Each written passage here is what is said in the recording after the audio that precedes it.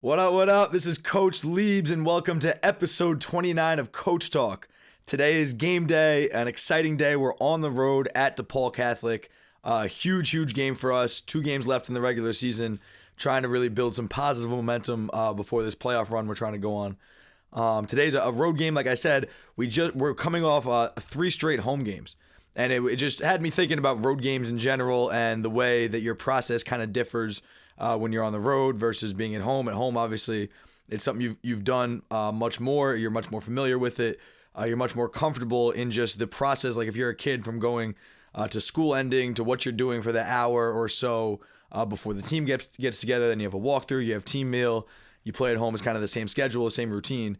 Now you're on the road. The timings change, how long you have in the locker room, the size of the locker room, how crammed it is, how far the walk is from the locker room to the field. All those little things, just kind of are things you have to be conscious of, whether you're a player or a coach leading up to the game. And it just differs your process and your routine before the game. And, kind of what it made me think of is it's interesting how, there are athletes who tend to play really well in certain stadiums, whether it's their home stadium because they're comfortable, or other guys who, are historically put on great performances on the road at specific stadiums. I think you especially see it with quarterbacks and with pitchers in baseball, especially. Like there are some pitchers that, like I know I'm a Mets fan. There are guys who come to Citi Field and they're like Clayton Kershaw is like 8-0 at Citi Field with like a 1.1 ERA. And, you wonder, is it the team or is it the environment? Is it the stadium? Is it the energy? Some guys, they might they play in their home state. They always pitch well because they got family there, even if they're not playing for that team. There's a million kind of factors like that.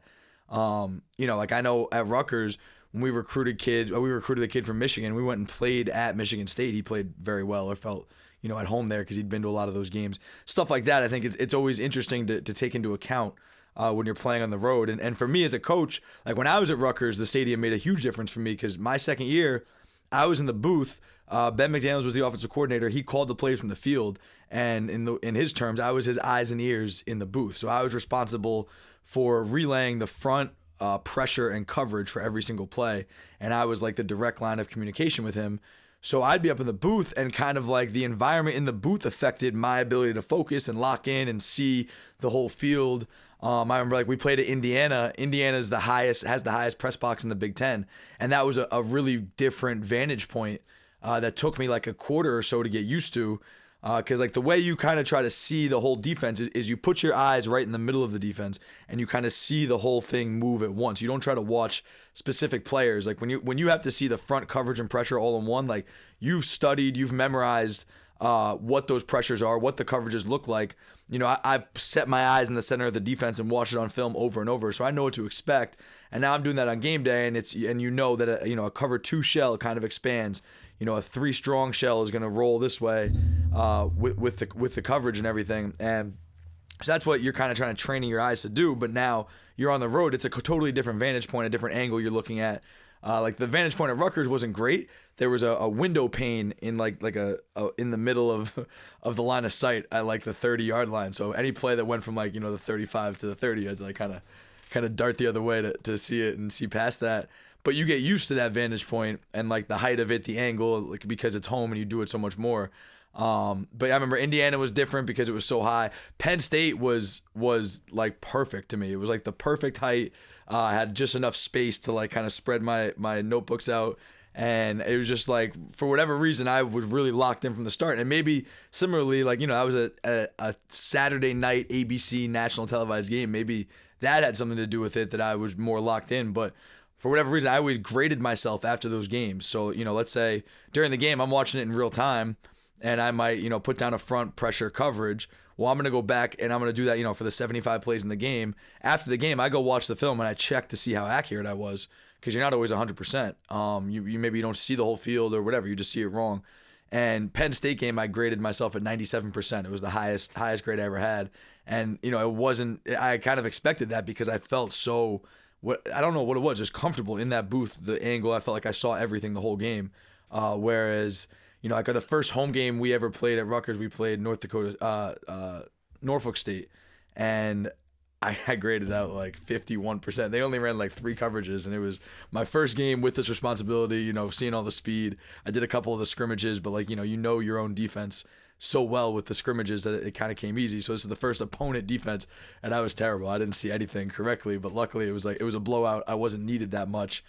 There are other games where, so speaking of that, like just to kind of give you guys some insight, I wasn't needed much in the Norfolk State game because we kind of scored points early. We were much better than them. We were heavy favorites. So it wasn't like crucial, what their tendencies were on 2nd and 4 to 6 or 3rd and 7 to 10. Like we had, and plus they weren't as complex as other teams. So we had an idea of what they were playing. We had a game plan, and we kind of just went down the menu of plays and called it. Whereas there's other games where that next week we played Washington State at home, and Washington State came in with a brand new coverage we'd never seen on film. They had a new defensive coordinator, and the dude Alex Grinch, who I think is now at Ohio State, and he implemented a couple coverages that we had never seen. So that in that case, my job was hugely important because now I had to try and dissect something we hadn't seen and explain to Ben on the field, here's how they're playing it. This is what they're taking away. This is what the rotation looks like. In our game plan, here's what I think can work against this new coverage they're showing. So in those moments, my job is huge. And those are the games that are a lot of fun because there's a lot of pressure on me to perform, and I'm able to have a real impact in the plays that are called. And that's always fun. So, it kind of varies. Most games, there was a lot of pressure on me to be locked in. I would be, the night before be super nervous, not necessarily nervous, but anxious just about making sure I memorize the calls. I'd be watching film to all hours of the night, just testing myself on seeing the coverage, setting my eyes in the middle of the defense, seeing kind of the blur of the defense, and being able to snap off what I thought it was based on what their tendencies were. So just, some interesting insight on kind of everyone's, all the factors people have to deal with when you play on the road. For coaches being in the booth, that is a big factor. When you're on the field, the biggest thing I've had at the D3 level and the high school level, when you're on the field, a lot of times there's issues with the headsets. The D1 level, that never happened. I think we probably had top of the line products and, a bunch of different hands at work trying to make sure it was functioning. But at the high school level, the D3 level, we don't have a million coaches and support staff, and you got just a young assistant coach setting it up himself, and he only gets there, a half hour before the team gets there. A lot of times on the road, when you're on the field, the biggest issue is, are the headsets working? Or I remember there was one game you couldn't go past like the 35, otherwise the headsets would cut out. Just little things like that kind of affect your day to day as a coach. So that's it. Just kind of talking about some of the things you deal with at home. I think a lot of the kids in New Jersey, it's interesting. Like a lot of the kids, for whatever reason, grew up playing at DePaul. So they say that they've played a lot of football at DePaul Catholic on that field. So they're all like excited about playing there today and going back, saying it's a comfortable field for them. So hopefully that's the case. Hopefully, they feel at home and they're ready to lock in and be focused, and we can execute. And this would be a huge win. This is the biggest game of the season right now, and we get to have a great night and get this thing done. So that's all I got. This is Coach Liebs. It's a Friday, game day, episode 29. Have a great weekend, guys. I will see you on Monday. Peace.